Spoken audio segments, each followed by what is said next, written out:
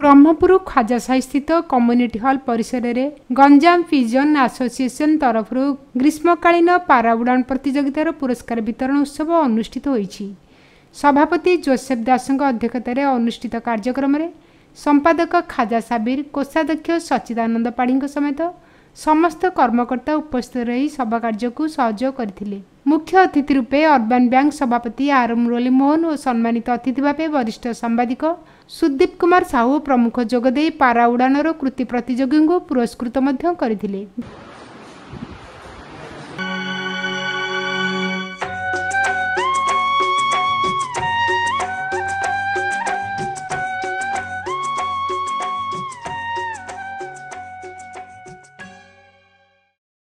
मुझे जोसेफ दास एडवोकेट एवं Ganjam pigeon association सभापति।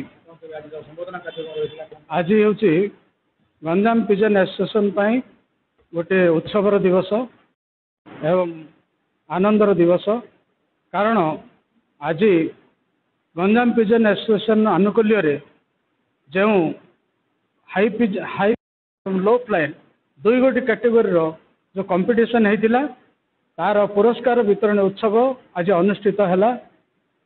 महासमारोह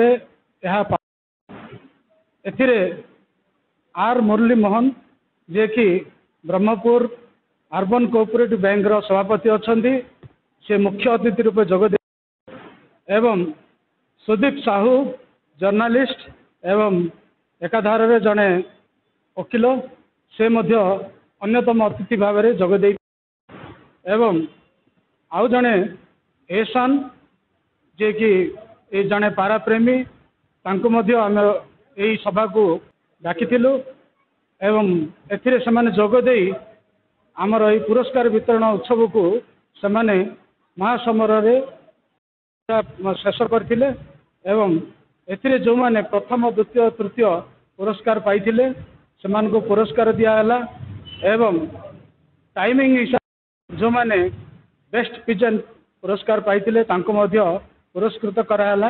ब्रह्मपुर ईपीएरू नरसिंह डाकुआ को रिपोर्ट ईपीए न्यूज। एमिति आउ किछि नुआ नुआ खबर जानिबा पई हम ईपीए चैनल को लाइक शेयर एवं सब्सक्राइब करने को भूलंतु नहीं।